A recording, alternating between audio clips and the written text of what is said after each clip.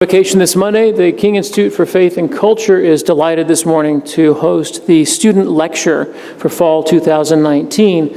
This is a special moment at King that goes back over 50 years. I'm not entirely sure how it started, but every year faculty will elect two seniors from whom we want to hear, and students elect two faculty. The faculty lecturer for the fall is Wendy Trainer, who's going to be in early December. So this is a tradition that goes back a long way, and it gives us a chance to hear what some of you all are working hard on and thinking hard on during your time at King. This morning's student lecturer, Jerryn Puckett, is somebody I got to know initially in Italy. On the Italy trip in the summer of 2018, I watched Jerryn, and I learned that even though at the time she was just a science major, she had not declared history yet. I learned her devotion to history as I watched her with one leg basically hanging off due to injuries from tumbling, and make her way down to Pompeii, determined to go see this bit of history. She came back looking like she had been in a convection oven for about 5 hours.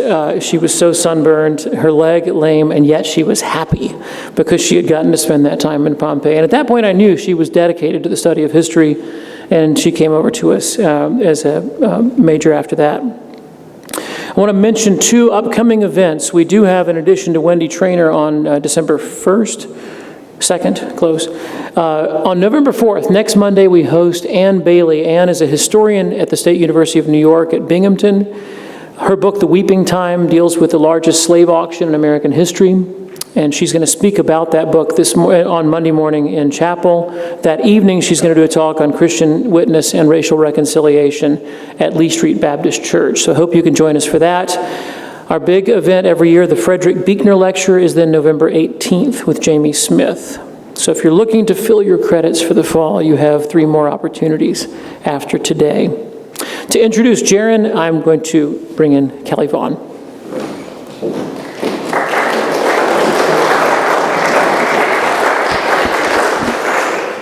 So unlike Dr. Dodderwhite, I've known Jerryn since she was a freshman here at King, and I've been her advisor, or one of her many advisors since then. And like she's going to tell you today, she came into King knowing without a doubt what she wanted to do in her next step, or at least that's what she thought. Along the way, Jerryn came in determined to become a veterinarian, but she started really questioning that calling. She won't mind me telling you, and we talked about it, she gave me approval, that she has spent many a time with many a tears over the past several years in my office. As she started to struggle, chemistry, like many of us, became a challenge. And every time that she met this struggle, she kept persevering. As one of our callings as your professors here at King isn't just to teach you in the classroom, it's to help you find your vocation. And my students know how much I dislike using the term passionate, but Jerryn has really found that vocation, something that she's passionate about doing. And I couldn't be prouder of her. About last year, about this time, she was in my genetics class, and she wrote this incredibly thoroughly researched paper on the history of eugenics and genetic discrimination, particularly in the world wars. It wasn't quite what I was looking for the class, but when she came in and was talking about the process and all the work she had done into it, you could just see the light in her eyes. She really was engaged in the topic and the material. She came to me at the end of that semester, and one of the days that I will always remember as being one of the influential, the most important, really impactful days of my career thus far at King, and said, "Dr. Vaughn, I don't want to be a biology major anymore. I want to be a history major." And while I'm the chair of the biology department, and biology is the best major, I will fully recognize it's not for everyone, and I recognized in Jerryn that it wasn't for her. She told me that she had found her calling, a way to merge her love of science and history. She didn't abandon us altogether, though, and she came back this semester. She's one of the TAs for that very class, genetics, that caused her to change her mind, and finally, and has continued on to also be active and involved in the history department and the science departments as well. Jerryn has always impressed me with her drive and her willingness to do. when she was a freshman and we had the fires in Gatlinburg, and she was struggling initially with her choice of, is the veterinarian calling what she wanted to do? She took it upon herself to go and volunteer at the animal shelter for all the animals that had been affected and abandoned because of that fire. She went and did something for others to help her see if that's what she wanted to do. To going to Oak Ridge National Laboratory in Huntsville, Alabama on her own to do the research for the talk she's going to be talking to you today. Jerryn has really, truly epitomized the value of liberal arts education, and she's also truly embraced the basis of today's talk, building success out of failure. Please welcome Jerryn Puckett.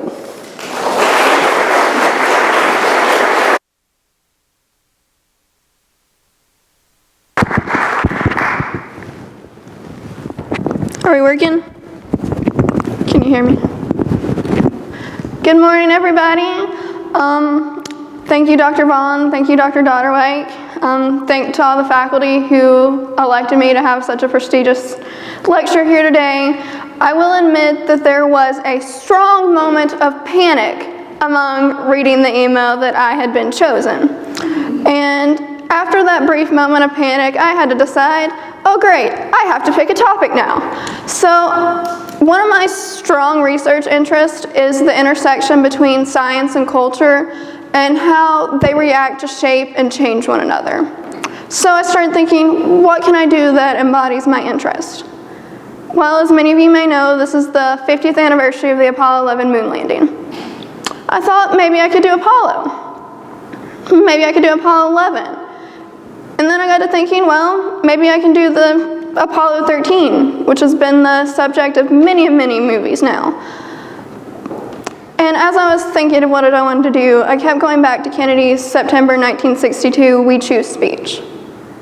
And the more I started reading over those words, listening to those words, the more I realized that sometimes the biggest stories aren't about success. They're about your failures. And these words, we choose to go to the moon in this decade and do other things, not because they are easy, but because they are hard. Because that goal will serve to organize and measure the best of our energies and skills. Because that challenge is one that we are willing to accept, and one we are unwilling to postpone, and one which we intend to win. Before I get into Apollo 1, there's really some background information we need to understand why this was so significant. And that starts with Dr. Robert Goddard. Dr. Robert Goddard was an American. He was born in October of 1882, I believe somewhere around Massachusetts. First of all, he worked mathematically exploring fuel ratios and propulsion methods. And then he started to work actually developing models, and was actually the first to prove that propulsion could occur in a vacuum, which is the whole premise of space travel. And he continued working through the 20s and 30s. And then the next one is strong interest of mine, Dr. Werner von Braun. Von Braun was born in Germany in March of 1912. He started working, whereas Goddard worked with liquid propulsion, he started working with solid propulsion methods. He launched an A2, which was the first rocket, in December of 34, which reached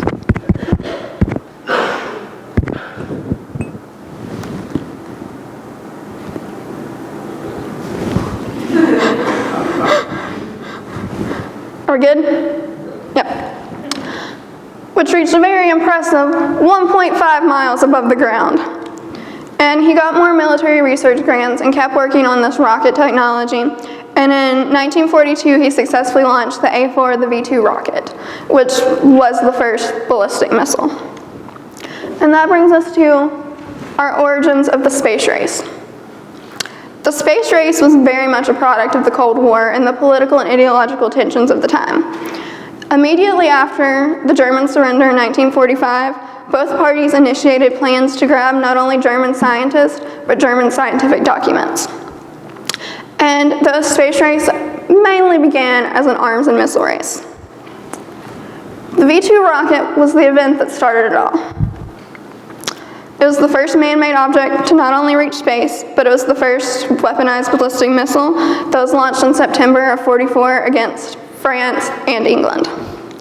The rocket, though it may not seem impressive by today's standards, was about 28,000 pounds, was about 46 feet tall, and had a range of 200 miles. Definitely not getting us to the moon. And the space race began with the beep heard around the world in October of 1957 with the Sputnik launch. Upon hearing this radio report, the outcry was actually read by Majority Leader Lyndon B. Johnson, on the grounds that he did not want America, science, American industry to appear weak. President Eisenhower decided to push a very aggressive space policy, aggressive to the point that America's first mission, the Vanguard satellite, made it several inches off the landing pad before it completely vaporized. This was seen as a huge ideological failure for the Americans. In October of 1958, that Space Act was formalized, and the National Air and Space Act was signed, formalizing NASA. Going into the post-Sputnik world, the US was a little bit behind. Underlined are the significant firsts that were made in the space race. The first ICBM, intercontinental ballistic missile, the first satellite, the first dog in space, the first plants in space, the first humans in space, the first engine restart. That was all accredited to the Soviet Union. And as you can tell early on, it was still a very militaristic process. So going into our post-Kennedy speech, NASA decided we better get it into gear. And that brings us to the Mercury project. Mercury was NASA's first official product, and it was designed to test the safety of rockets for human spaceflight. And in 1959, just a year after it was initiated, 7 pilots were chosen. And here are a few notable missions. May 5th, 1961, we have Alan Shepard, who was the first US man to reach space. And it was actually delayed due to what could be considered the Mercury 1 failure. Von Braun decided that it was too much of a human risk, so he decided to postpone manned flight, which was very unpopular among his colleagues because we had a space race to win. Virgil Grissom, who was the command pilot of Apollo 1, he had his first space flight in July of 1961 on the Liberty Bell 7. And then other notable, we go to our Gemini or Gemini project. I'll use those both interchangeably, it's just a difference in pronunciation. Gemini improved on the Mercury capsule rocket and Atlas rocket. It was designed to hold 2 astronauts, thus the name Gemini. And Grissom himself actually provided heavy input on the capsule design. It was intended to boost the United States space program and eventually prepare us to get us ready for the moon. Gemini 3 was launched in March of 1965. And again, Gus Grissom served as a pilot, and Roger Shave, a pilot on Apollo 1, was the Capcom commander, which is essentially a trained astronaut who conveys information from mission control to the astronauts in space. And this was the first 2-man flight for the United States. On Gemini 4, Shave once again served as the Capcom commander. And this was the first spacewalk made by the US, and it was made by Edward White, who was senior pilot of Apollo 1. And these are just some other notable Gemini missions. We have Gemini 8 with Neil Armstrong, first man on the moon. July 18th, Gemini 10, Mike Collins, the Apollo 11 pilot. And then Gemini 12 with Jim Lovell, who was played by Tom Hanks in Apollo 13, and Buzz Aldrin, the second man on the moon. And Gemini 12 was supposed to be a joint mission between Apollo 1, but due to production delays, Apollo 1 was pushed back to February of 1967. Gemini was kind of successful. It did what we needed, but it still didn't push us that far ahead of the Soviet Union. Well, then we decided we were going to the moon, and thus began the Apollo era, which was probably the most prominent era in NASA history. The capsule was designed to carry 3 astronauts. It used Saturn I and V rockets, and though it was initiated in '61 due to testing delays and engineering delays, actual testing didn't begin until 1966. And that brings us to Apollo 1. Gus Grissom served as the flight's command pilot. Roger Chafe, in his first space assignment, served as the pilot, and Ed White served as our senior pilot. It used a Saturn B rocket, 1B rocket, and in comparison to our V2, the rocket was about 150 feet tall and weighed about 1.3 million pounds. A little bit bigger than the V2. And things seemed to be going well until disaster hit during flight A204. This test flight was not on the ground, no fuel in the rocket, but it was kind of a dress rehearsal for the actual flight in February. They were trying to simulate the stress that would be needed on internal power supplies during entry and re-entry. That morning, upon entering the capsule, Grissom himself reported smelling a foul odor coming from the oxygen hookup lines. And throughout the day, the oxygen meters were consistently reading high levels, but ground crews attributed it to just the flight crew moving around. And then a little bit later, a communications malfunction actually postponed the liftoff for several hours. And at 6:31, they decided they were going to go through with it. Just 4 seconds after they initiated the test, Chafe calmly called into his mic, "Fire, I smell fire." And then only 2 seconds later, White called in after Chafe's comment and said, "Fire, fire in the cockpit." In training, the crew had approximately 90 seconds to make it out, but they never met that time. The capsule door was externally sealing, which meant the crew themselves had to physically ratchet it off to get out. And being over 100 and some feet in the air, there was no way ground crews could reach them in time. It seemed at this point, NASA was in trouble. The political retribution is really complicated, and I could spend several hours just talking about that. But in 1965, Major General Phillips was hired to perform an investigation on the engineering and production delays of the Apollo 1 project. Later, after the fire and their congressional hearings, Congress used this report to clear the manufacturer North American from any fault, which meant NASA was forced to take the blow of the incident. In this committee report, there's a small group that criticized NASA, claiming evasiveness, lack of candor, patronizing attitude towards Congress, refusal to respond fully and forthrightly to legitimate congressional inquiries, and solicitous concern for corporate sensitivities at a time of national tragedy. Apollo 1 was supposed to be the pride of America, and to have something like this happen, the first major aerospace disaster in U.S. history, it was a political failure. And though there were calls to cut the program entirely, due to the now President Lyndon B. Johnson's support, all of it largely blew over. But though political opinion blew over, not in the eyes of the public. The 1960s was a stressful time, to put it lightly, in American history. You can't forget we were still in the middle of the Cold War. This was during the Cuban Missile Crisis, the Bay of Pigs incident, the Kennedy assassination. We had the Vietnam War, the Civil Rights Movement, a strong women's liberation movement, and then the youth culture was becoming surprisingly more liberal. And going into Apollo itself, public opinion was really mixed. And looking at the graph, the top line is it's a public survey, those calling for less funding, and the bottom line is those calling for more funding. At the time of the fire, only 12% of the American population called for more funding, whereas 45% wanted to cut funding. It wasn't looking too good. Again, due to that political support, the U.S. space program was never really in danger. but they still had to look good in the people's eyes to justify what they were doing.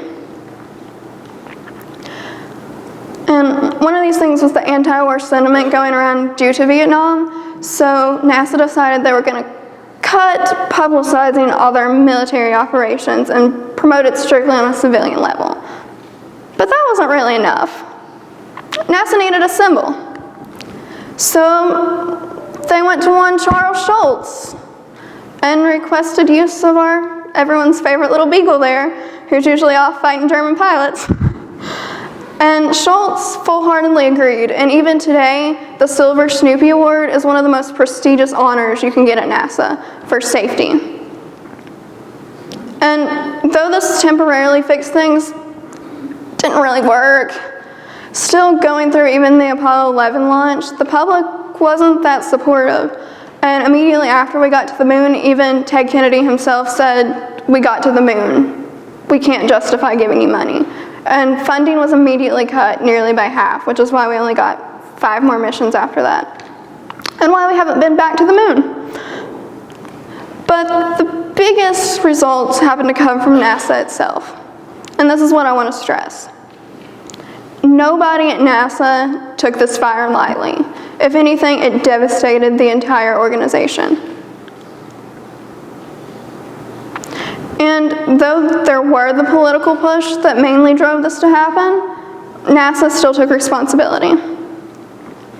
Flight Director Gene Kranz, the guy in the white vest in Apollo 13, pulled every member of the ground team aside and said, "We were too gung-ho about the schedule, and we blocked out all the problems we saw each day of our work. Every element of the program is in trouble, and so are we." No one took this incident lightly. After the incident, Apollo manager Joe Schaaf probably took the blunt the hardest. He went on to quote that the fire was one of his personal biggest failures, and he resigned from his position as Apollo manager and eventually resigned from NASA itself. After the fire, NASA grounded all programs until they could find out what went wrong with A204. Norm Schaaf, an engineer and a close friend of Roger Schaaf, they were not related, led the team that did this capsule autopsy. They tore everything apart and tested everything they could get their hands on. Why? He pulled his team inside and said, "If we miss anything, more of our friends are going to die." No one took this lightly. In the deconstruction, they found out that not only was the capsule poorly constructed, but it was unfit for testing, much less for actual manned flight. And by request of the crew's wives, A204 was officially named Apollo 1 for the flight that never took off. And they saw what happened, and they decided they were going to fix it. Cabin atmospheric ratios were adjusted to make a less pure oxygen environment. Nylon suits, which were standard at the time, were replaced with non-flammable, highly melt-resistant materials. The module was completely redesigned, which was the most significant, to an inward opening hatch that could be opened in 5 seconds and had an emergency gas release. Flammable materials were replaced with new developed self-extinguishing versions, and wiring and plumbing were covered in layers of insulation. You might be thinking, well, duh, that's common sense. But you gotta think, this was untrodden territory. They were working from the ground up. No one had done this before.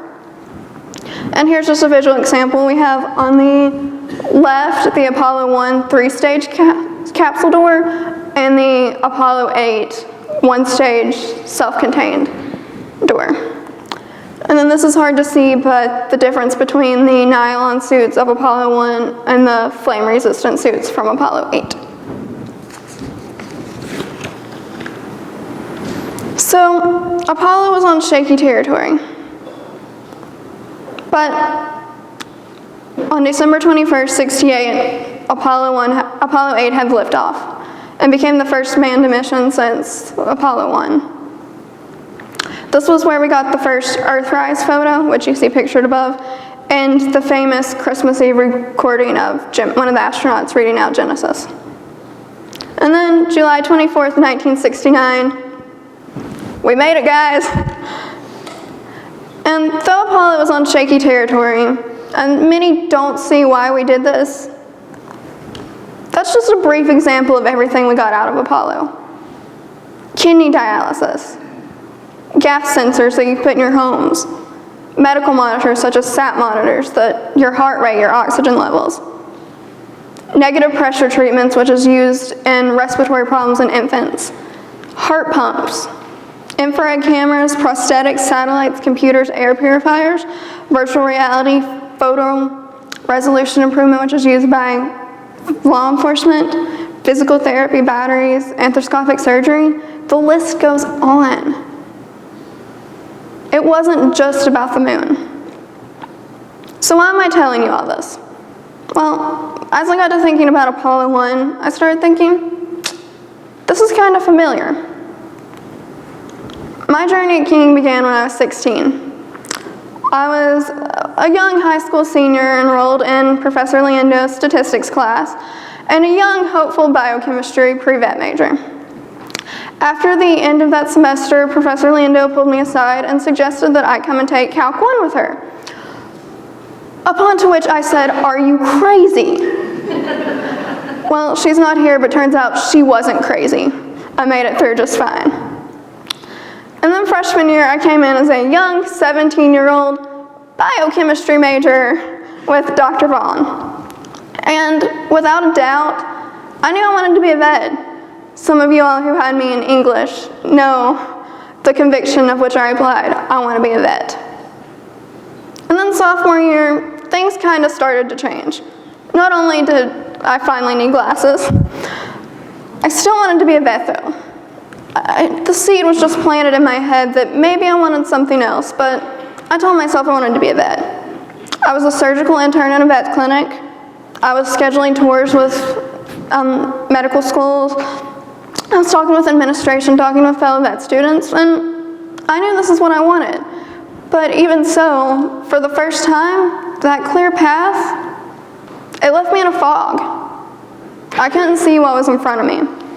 And then I went on the King Italy trip. This is totally a plug for that. You all should go. And that's just a few more pictures from our little village of Montepulciano. And then I started to see how I loved history through Florence and Rome. But then Geneva happened. And yes, I did take a selfie with a Napoleonic cannon. And I got a chance to walk through the Geneva History and Art Museum. And I feel sorry for the poor girl who went with me because she had to listen to me rambling the entire day about many of the artifacts. And then I looked it up and there was a Geneva History of Science Museum. And I remember calling my mother saying, "Hey Mom, how would you feel if I got a job as an English translator at this history museum and just didn't come home?" She said, "Are you crazy?" Upon which I replied, "Probably." But the biggest defining moment happened at the Leonardo da Vinci Museum. I feel sorry for the entire King group having to withstand me that day, rambling about all the politics surrounding Da Vinci, surrounding his work, and surrounding the time that he was leaving, and how that really ended up shaping his discoveries and his research. And then I went to Pompeii. This has been on my bucket list since I was probably 5. And just a little side note, it's hot in Italy. The sun is very bright. I got sun poisoning after applying sunscreen every 20 minutes for the entire day. But it's an experience I wouldn't change for anything, and it's become very prominent in shaping who I am today. That comes into my junior year, what I consider to be my Apollo 1, where everything fell apart. I was still convinced I wanted to be a vet. But everywhere I looked, I saw and heard voices telling me I wasn't good enough, that I was a failure. So in hope to combat the voices, I did the worst thing you can possibly do. I started comparing myself to everyone around me. Spoiler alert, it doesn't help. But then I was in Dr. Vaughn's genetics class, working with Charles Davenport and the social influence of eugenics. And I was in my English class writing a paper that I wanted to do on missiles, but it ended up being on Dr. von Braun himself. And after that moment, I started to reevaluate things. Going into last spring, I was still trying to be a vet. I was doing everything in my power to fight this doubt in my head. But ultimately, I knew it was time to make a decision. And after talking over with professors and advisors, I still felt like a quitter. I felt like I was walking away from everything I'd spent the past 19 years of my life working towards. Walking around the Oval, I didn't want to look at anyone. In classes, I didn't want to look at my professors. Why? Because they spent all this time pushing me to be a vet, and I was walking back on their promises. And truthfully, even though I made the decision, I wasn't at peace with it. But I kept pushing. I joined a women's semi-professional football team. We won a national championship. I really wish I had my ring here. But I kept pushing. I kept working on my research. I kept exploring my interest. And that brings us to now. This summer, I was highly fortunate to go to Huntsville, Alabama to attend a lecture on the political impact of Operation Paperclip, which is a potential thesis I'm working on. And this panel was led by a bunch of the rocket babies, the children of the Operation Paperclip rocket scientists. Listening to their stories about their parents and how this program has shaped them as individuals, interacting with former and current NASA employees, walking through the museums and the exhibits and talking with the guides, and meeting Al Warren, the Apollo 15 flight commander, throwing that out there. Something started to feel right. It started to click in my head, and I knew this is what I wanted to do. So, for the first time since probably sophomore year, I decided to put all that doubt behind me. And that came especially with these two individuals. The lady on the left is Dr. Margaret von Braun, and the man on the right is Dr. Kurt von Braun. Margaret is Werner's daughter, and Kurt is his nephew. Just hearing Margaret's support and encouragement for my future research and for what I wanted to do, and sharing with me how her father has impacted her life and how her father has strongly impacted my life, I knew this is where I wanted to be. So, conclusion here.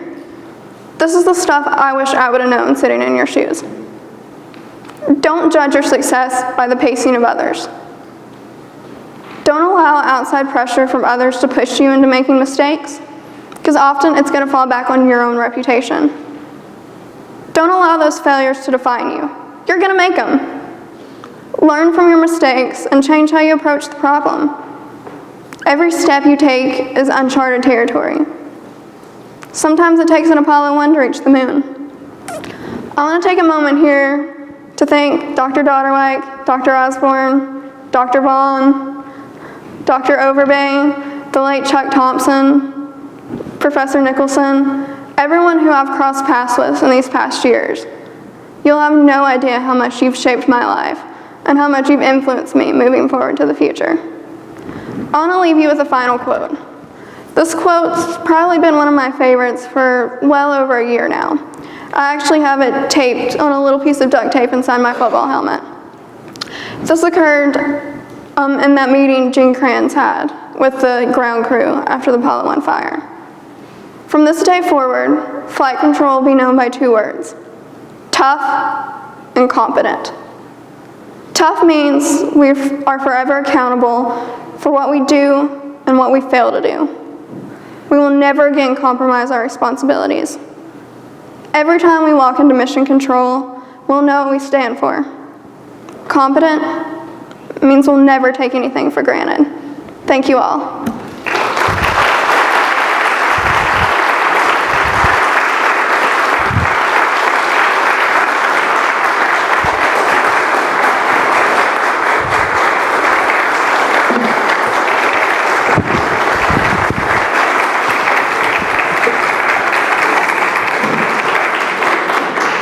Well, speaking for the history department and also for our colleagues in biology and elsewhere, we're incredibly proud of Jerryn today. And the story she tells of finding vocation is important to us as we do what we do at King. We want you to find, as Jerryn has, that sense of calling to what it is that you want to do and love to do and are made to do.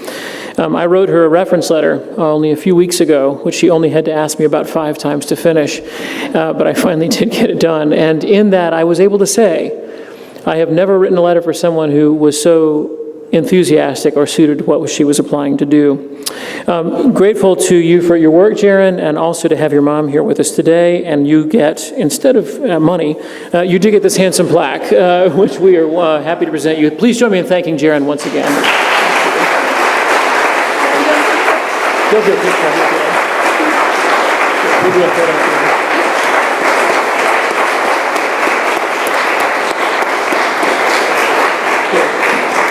Thank you. Join us again on November 4th.